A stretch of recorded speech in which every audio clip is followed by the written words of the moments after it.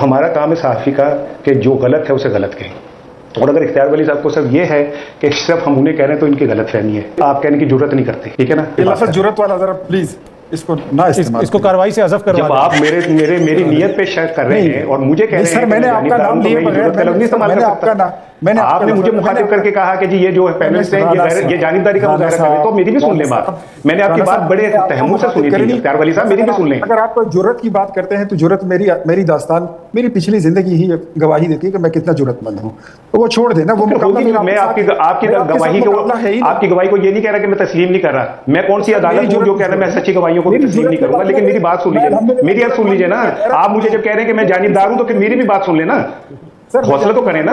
अगर आप मुझे जानिबदार कह रहे हैं तो मेरा पॉइंट ऑफ व्यू तो सुने ना। मेरा मैं इख्तियार वली साहब मैं आपके पास आता हूं। मैंने तो आपकी बात में बिल्कुल नहीं बोला। आप इशारा राना साहब, आप अपनी बात में बिल्कुल नहीं बोला। आप जरा हिम्मत करें, हौसला करें, सुन लें जरा। फिर आप भाईजान मुझ में हिम्मत है, हिम्मत की बात ना करें आप, बात तो फिर सुन लें। हिम्मत वाले सुनते हैं, हिम्मत वाले मेरी तरह आपकी बात को सुनते हैं। आपने मुझ पर तनकीद की, मैं सुनता रहा, मैं हंसता रहा हूं।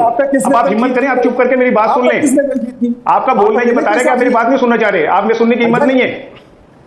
चले आप अपनी बात करें ना, फिर हम इख्तियार साहब से जवाब ले लेंगे। चलें नॉनसेंस यार। जी मैं ये कह रहा हूं अतर साहब कि बिल्कुल ठीक कह रहे हैं इख्तियार वली साहब कि सहाफ़ी को जानिबदार गैर जानिबदार होना चाहिए, और अगर वो नहीं है तो फिर वो सहाफ़ी नहीं है। लेकिन अगर कोई शख्स किसी का मैंडेट उठा के और खुद बैठ जाए तो हम उसे हुक्मरान या लीडर मान लेंगे? उसको अपने तौर पर कोई नहीं। मैं तो अगर थोड़ा सा किसी की बात करूं तो मैं जानिबदार हूं, और अगर आप किसी का मैंडेट चुरा के बैठ जाए तो आप अजीम लीडर हैं।